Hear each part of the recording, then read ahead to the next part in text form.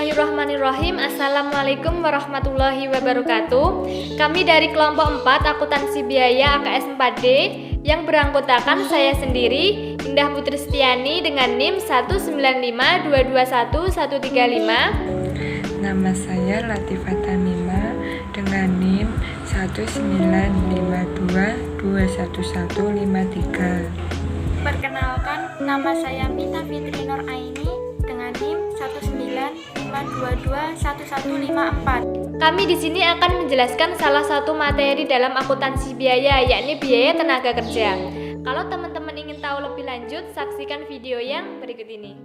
Pokok bahasan dalam materi biaya tenaga kerja ada 5. Yang pertama, produktivitas tenaga kerja. Yang kedua, definisi dan klasifikasi tenaga kerja. Yang ketiga, komponen biaya tenaga kerja. Yang keempat, teori kurva belajar. Dan yang kelima, sistem akuntansi tenaga kerja. Pokok bahasan yang pertama yaitu produktivitas tenaga kerja.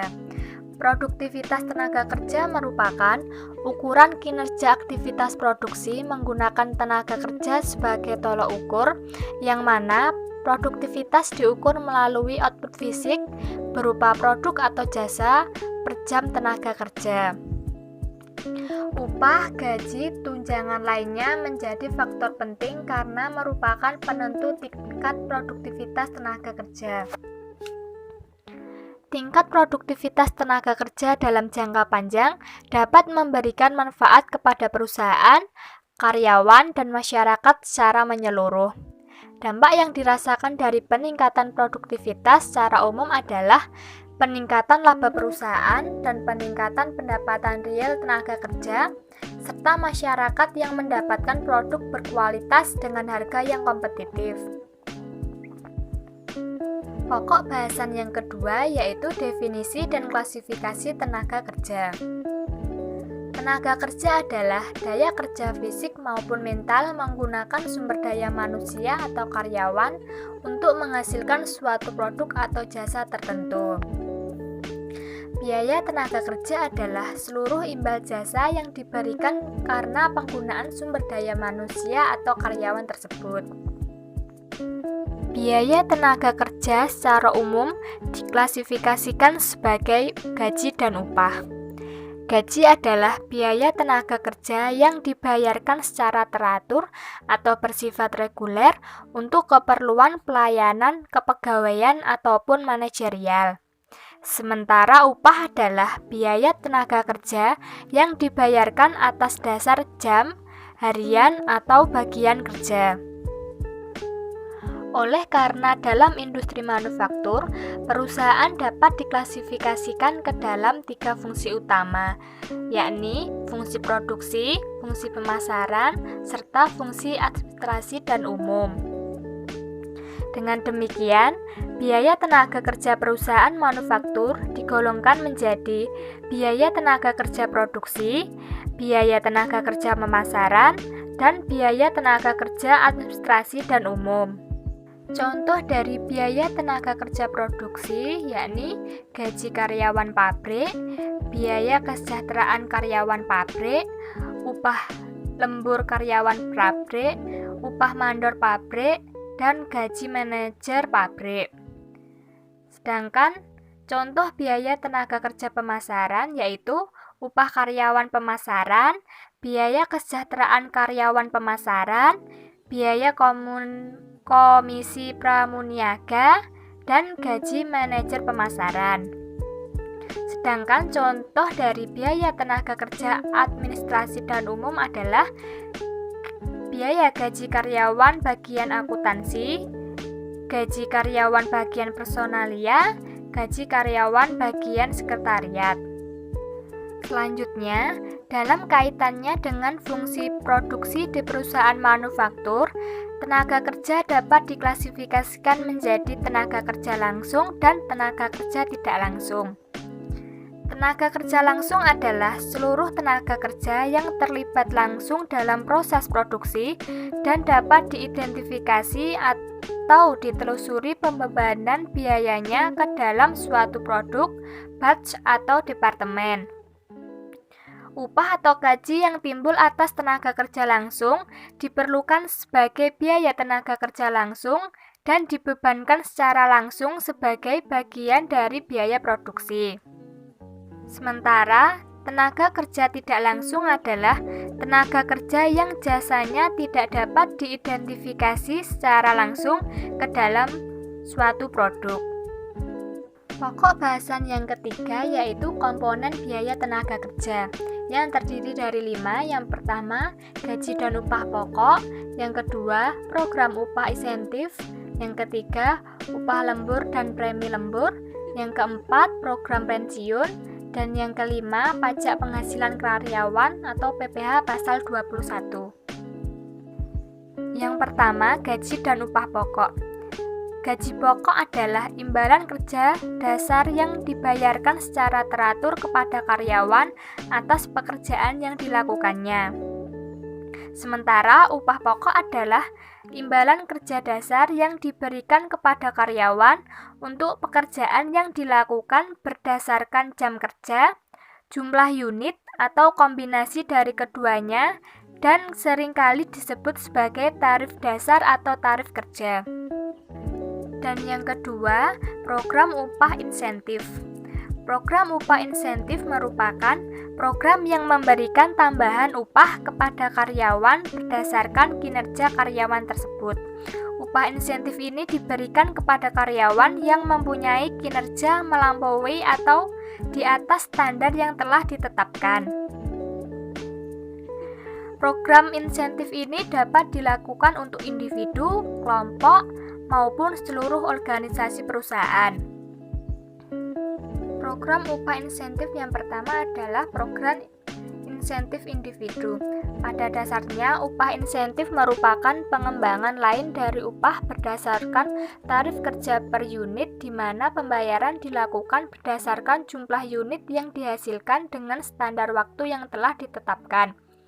Ada beberapa metode dari program upah insentif untuk individu. Yang pertama, rencana unit kerja langsung, dan yang kedua, rencana bonus 100%. Yang pertama, rencana unit kerja langsung adalah rencana pemberian insentif yang paling sederhana, yaitu dengan membayar upah melebihi tarif dasar yang berlaku untuk produksi di atas standar yang telah ditetapkan. Standar produksi dihitung dalam jumlah waktu atau menit per unit, kemudian dihitung ke dalam rupiah dan dibayarkan per unit. Metode dari program upah insentif individu yang kedua yaitu rencana bonus 100%. Rencana bonus 100% merupakan variasi dari metode rencana unit kerja langsung, yang mana perbedaannya terletak pada standar yang digunakan. Dalam metode rencana unit kerja langsung, standar yang digunakan adalah satuan uang, sementara pada metode rencana bonus 100%, standar yang digunakan adalah standar waktu per unit output. Jadi yang ditetapkan bukan tarif upah kerja per unit, tetapi waktu standar yang dibutuhkan untuk menyelesaikan satu unit atau pekerjaan tertentu. Di program intensif kelompok, metode ini sama dengan metode rencana bonus untuk individu, yakni mendorong tenaga kerja untuk berproduksi melebihi standar yang telah ditetapkan. Setiap tenaga kerja dalam kelompok menerima tarif yang sama pada tingkat produksi standar. Apabila unit yang diproduksi melebihi standar, kelompok tersebut dianggap menghemat waktu, sehingga setiap tenaga kerja dari kelompok tersebut mendapatkan bonus. Program intensif organisasi. Salah satu tanggung jawab manajemen ialah menentukan motivasi kepada seluruh karyawan dalam organisasi untuk meningkatkan produktivitas. Program intensif organisasi diberikan kepada seluruh karyawan karena mempunyai kontribusi dan peran yang sangat berarti bagi perusahaan.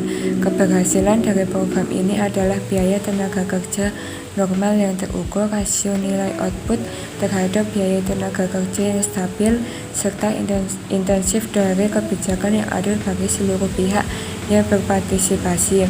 F. Upah lembur dan premi lembur. Terkait dengan kerja lembur, penghasilan yang diperoleh tenaga kerja selain upah pokok adalah upah lembur dan premi lembur. Premi lembur karyawan diberikan kepada karyawan yang melebihi jam kerja normal dalam metode tertentu.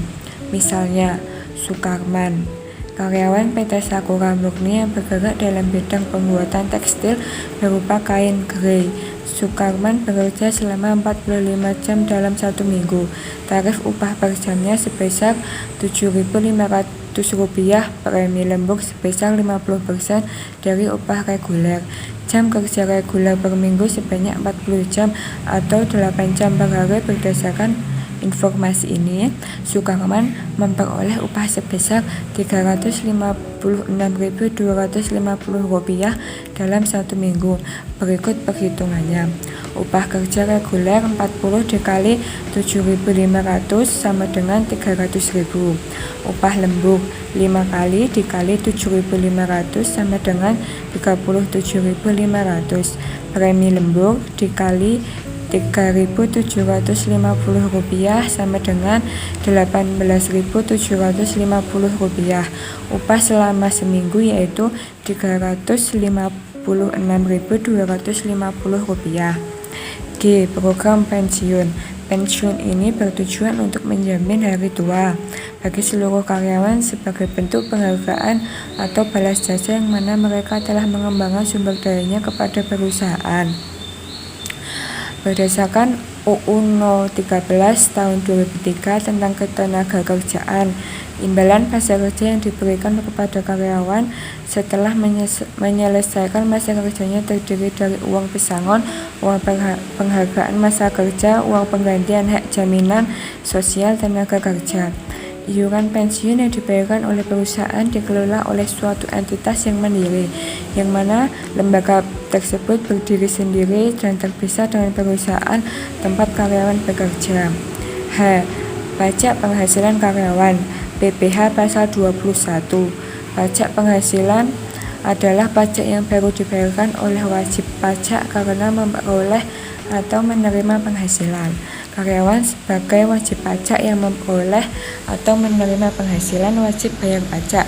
Dalam rangka meringankan beban para karyawan, perusahaan seringkali membuat kebijakan yaitu menanggung seluruh atau sebagian pajak penghasilan karyawan.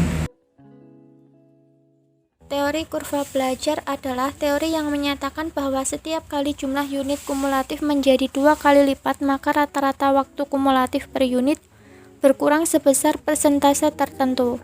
Model teori tersebut dinamakan model pembelajaran waktu rata-rata waktu atau model Wright. Sistem akuntansi tenaga kerja. Sistem akuntansi tenaga kerja melibatkan banyak departemen fungsional. Yang pertama, departemen personalia. Fungsi utamanya adalah menyediakan tenaga kerja yang memenuhi kualifikasi yang diminta dari departemen lain sesuai dengan peraturan perusahaan. Ruang lingkup fungsi departemen personalia secara luas yaitu A. Perekrutan, B. Pendidikan dan pelatihan, C. Promosi, mutasi, dan demosi, D. Kesehatan dan keamanan kerja, E. Rekreasi, F. Studi gerak dan waktu, G. Hubungan industrial dan perburuhan, H. Pemberhentian dan pemutusan hubungan kerja. Yang kedua, Departemen Perencanaan Produksi. Fungsi utamanya yaitu menyusun jadwal produksi dan mengeluarkan perintah kepada Departemen Produksi untuk melakukan proses produksi sesuai dengan schedule yang telah ditetapkan. Membuat skema secara spesifik terhadap urutan operasional mesin dan tenaga kerja pada proses produksi. Yang ketiga, Departemen Pencatatan Waktu mempunyai tugas utama mencatat waktu kerja seluruh karyawan perusahaan dalam upaya pengembalian tenaga kerja. Pencatatan waktu kerja yang akurat untuk semua karyawan dilakukan dengan menggunakan A. Kartu absensi, digunakan sebagai alat untuk mencatat waktu kerja karyawan, mulai dari waktu masuk sampai waktu keluar. Seluruh karyawan di perusahaan dan waktu tersebut dapat dilakukan secara manual maupun menggunakan mesin.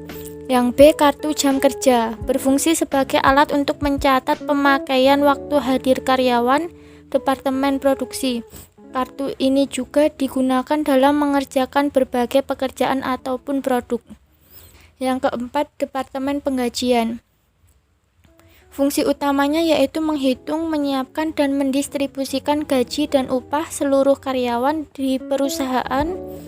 Departemen ini melakukan rekapitulasi atas gaji dan upah, yaitu menghitung gaji dan upah setiap karyawan, tunjangan-tunjangan, potongan-potongan, serta gaji dan upah bersih.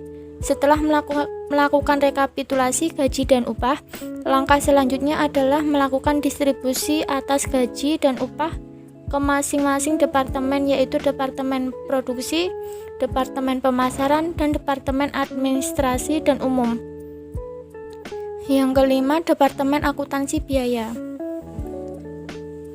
Berdasarkan rekapitulasi dan distribusi bersumber dari kartu absensi dan kartu jam kerja, gaji dan upah seluruh karyawan di perusahaan yang dilakukan oleh Departemen Penggajian, sedangkan Departemen Akuntansi melakukan pencatatan biaya dan gaji. Berikut ilustrasinya dari PT Lintas Samudra sebagai perusahaan yang memproduksi daging kaleng dalam berbagai ukuran. Berdasarkan perhitungan bagian penggajian menunjukkan bahwa total gaji dan upah bulan April 2010 sebesar 50 juta dan pajak penghasilan yang dikenakan kepada setiap karyawan sebesar 5%.